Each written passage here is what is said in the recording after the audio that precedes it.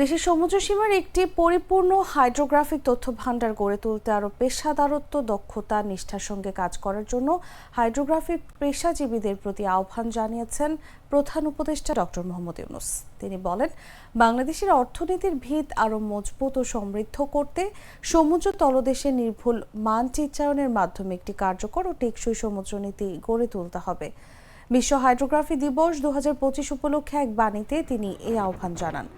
প্রধান উপদেষ্টা বলেন, প্রতি বছরের ন্যায় এ বছরও বাংলাদেশে বিশ্ব হাইড্রোগ্রাফি দিবস উদযাপন করা হচ্ছে জেনে আমি আনন্দিত।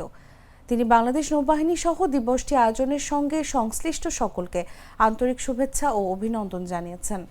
একই সঙ্গে এবছর দিবসটি প্রতিপাদ্য সিবেট ম্যাপিং এনবলিং ওশান অ্যাকশন, যার মাধ্যম গভীর সমুদ্রের তলদেশের মানচিত্রায়নের প্রয়োজনীয়তা তুলে ধরা হয়েছে, অত্যন্ত যুক্তিযুক্ত হয়েছে বলে প্রফেসর মোহাম্মদ ইউনূস মনে করেন।